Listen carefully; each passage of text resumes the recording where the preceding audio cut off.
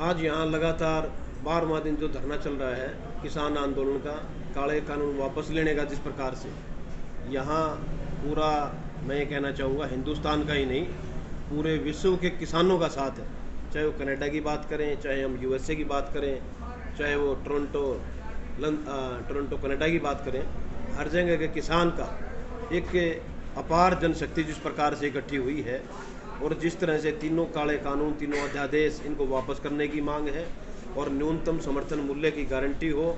और अगर वो कोई भी एजेंसी, बहुराष्ट्रीय कंपनी अगर कोई भी उसको न्यूनतम समर्थन मूल्य नहीं देती है तो उसके खिलाफ आपराधिक मुकदमा दर्ज हो और स्वामीनाथन आयोग की भी रिपोर्ट लागू हो। ये हर किसान की यहाँ से मांग है। इसके समर्थन में इंडियन नेशनल लोकदल की पूरा का पूरा हमारा शीर्ष नेतृत्व, चाहे सुप्रीमो चौधरी ओम प्रकाश चौटाला जी हो, चाहे हमारे ऐलनाबाद से विधायक और पार्टी महासचिव चौधरी अभय सिंह चौटाला जी, वो तो शुरू से ही जो किसानों की आवाज़ बन के जिस प्रकार से उभरे हैं और वो खुद एक किसान होते हुए और मैं भी एक किसान होते हुए हम इस आंदोलन का पुरजोर समर्थन करते हैं।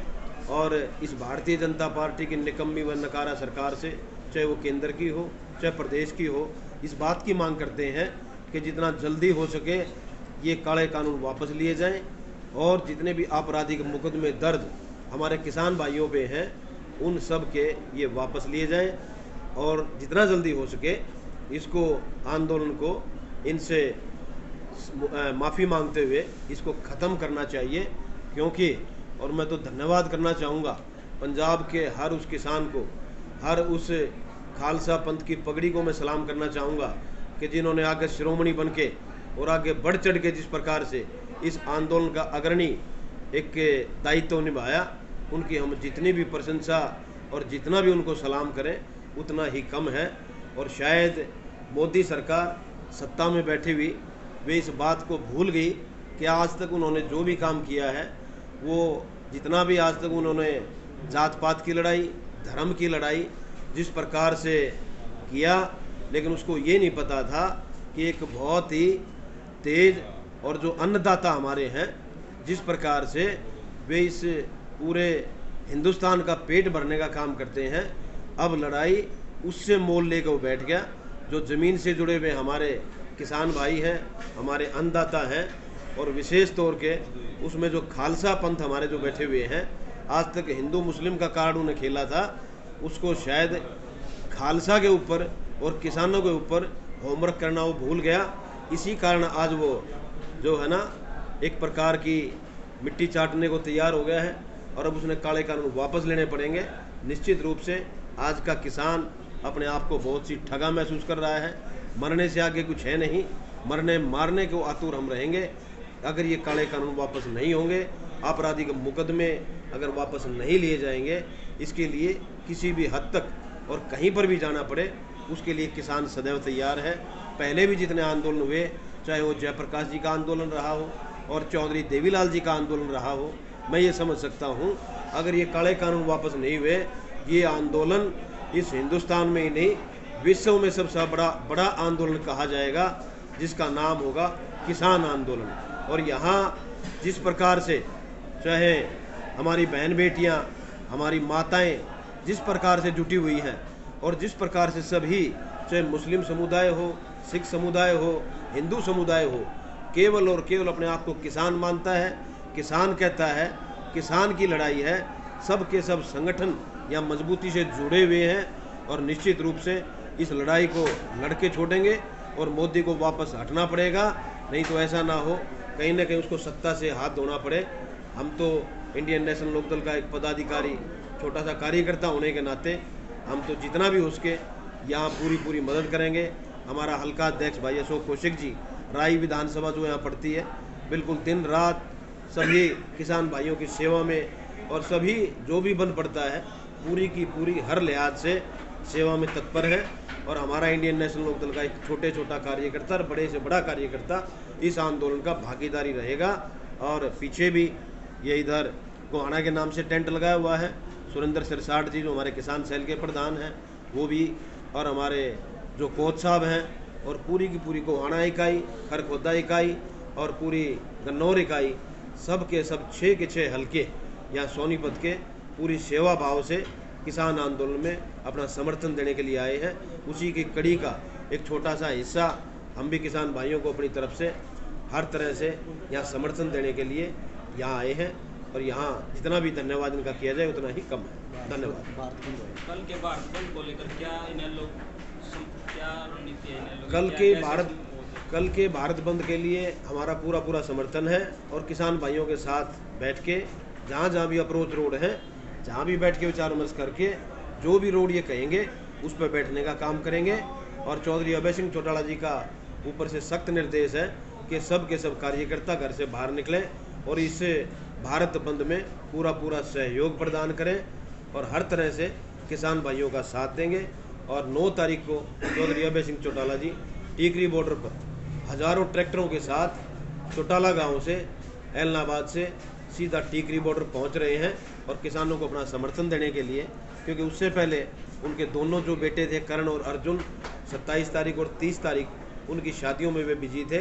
अब वे खुलकर केवल और केवल किसान की आवाज़, चाहे विधानसभा में उनको उठानी पड़ी हो, चाहे सड़क पे उठानी पड़ी हो, सड़क से लेके विधानसभा तक आज तक जितनी लंबी लड़ाई, चाहे वो SYL की रही हो, किसान आंदोलन की रही हो, और भी किसी प्रकार का जो मुद्दा रहा हो, अगर कोई 90 की 90 विधानसभा में कोई रहा, उसका नाम है चौधरी अभय सिंह चौटाला।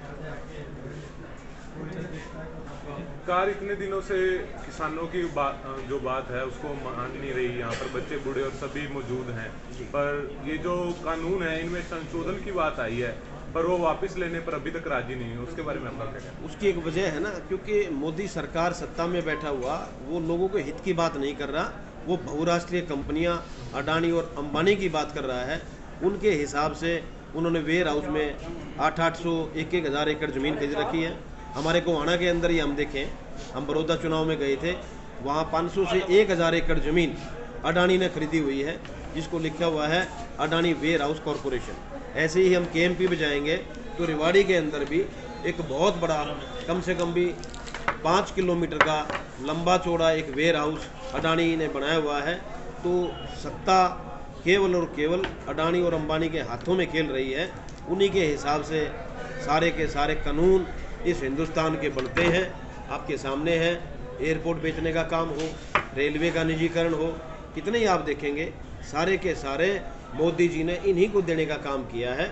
अब उससे अगर वो पीछे हटेंगे तो निश्चित रूप से उनको वे बहुराष्ट्रीय कंपनियां उनको जूते मारने को आतुर हैं, लेकिन उसको किसान का दर्द नज़र नहीं आ रहा, इसलिए उसको शायद भूल गए कि किसान जब अपनी पे आता है तो ज़मीन से उखाड़ फेंकने का संकल्प लेके जिस प्रकार से यहाँ सड़क पे बैठे हुए हैं, इस भारतीय जनता पार्टी की कुशासन को उखाड़ फेंकने में देर नहीं लगाएगा, और किसान की बात उनको मानना ही पड़ेगा। ये एक वजह रही है। जो पंजाब के किसान हैं उनको हरियाणा के अंदर दाखिल होने से पहले बहुत बार रोका गया, और उसके बाद भी करनाल में उससे पहले भी बैरिकेड्स लगा के रोके गए। उसके बारे में आपका क्या विचार है कि ऐसा काम क्यों कर रही है हरियाणा? ऐसा काम क्योंकि वो इसलिए कर रही है, उसको ये पता था कि ये दिल्ली के अंदर घुस गए तो निश्चित रूप से बहुत जल्दी इसको मानना पड़ेगा, और संसद का घेराव करेंगे और दिल्ली को जाम कर देंगे। इसलिए इन्होंने वहाँ से ही शंभू बॉर्डर से इनको रोकना शुरू किया। शंभू बॉर्डर पे रोका गया, फिर अम्बाड़ा पे रोका गया, फिर उसके बाद कुरुक्षेत्र के अंदर लाठीचार्ज करके हमारे जो बहुत ही हमारे माता पिता समान हमारे बुजुर्ग जो किसान थे उनको लाठियों से प्रहार किया गया। लेकिन मोदी जी इस बात को भली भांति भूल गए। ये लाठी उस किसान पे नहीं पड़ी, ये भारतीय जनता पार्टी के हर उस मंत्री पे और हर उस पदाधिकारी पे पड़ी है, जिसको कि बहुत जल्दी किसान इस भारतीय जनता पार्टी सरकार को यहाँ सत्ता से बेदखल करके सड़क पे चलता करने का काम करेगा। जब भी कोई आंदोलन होता है उसको ये पार्टी बाजियों से जोड़ देती है। जैसे कुरुक्षेत्र वाला आंदोलन पिपली में जो हुआ था उस पर भी बयान आए थे कि ये पार्टी के लोग थे, ये किसान नहीं थे। यहाँ पर भी ऐसी कई बयानबाजियाँ आ रही हैं कि ये किसान नहीं है, ये पार्टी से या किसी और दल से मौजूद है यहाँ पर जो ये आंदोलन कर रहे हैं। उनके बारे में आपका क्या कहना है? आप एक बात समझ लो, यहाँ जितने भी धरने प्रदर्शन यहाँ हो रहे हैं, यहाँ का किसान बहुत समझदार है। किसी भी राजनीतिक संगठन का, राजनीतिक पार्टी का कोई यहाँ बिल्ला नहीं लगा हुआ। केवल और केवल भारतीय किसान यूनियन और किसान, वो चाहे किसी भी संगठन से जुड़े हुए हैं, लेकिन पार्टी का यहाँ कोई किसी का कोई लेना देना नहीं है। मैं भी इंडियन नेशनल लोकदल का कार्यकर्ता होने से पहले एक किसान का बेटा हूँ, किसान हूँ, किसान का दर्द भली भांति समझता हूँ। इसलिए लेकिन अब इनकी दाल गलने वाली नहीं है। अब इनका वो सब चीज़ें जितने भी इनके एक प्लानिंग थे वो सारी की सारी ख़त्म हो चुकी हैं। अब किसान बहुत जागरूक हो चुका है। इसकी चिकनी चुपड़ी बातें वो सब समझ में आ गई हैं, क्योंकि आज से 6 साल पहले जिस प्रकार से जुमला दिया था कि सबको 15-15 लाख खाते में दूंगा, 2 करोड़ युवाओं को रोजगार दूंगा, और जिस प्रकार से इन्होंने कहा था स्वामीनाथन आयोग की रिपोर्ट लागू करके किसान की आय दुगना करके किसान को मालामाल करने का काम करेंगे, उन सब की बातें धरातल पे बिल्कुल नहीं आई और किसान को बर्बाद करने का काम जरूर किया। अब किसान इस बात को अच्छे से समझ चुका है। थैंक यू, धन्यवाद।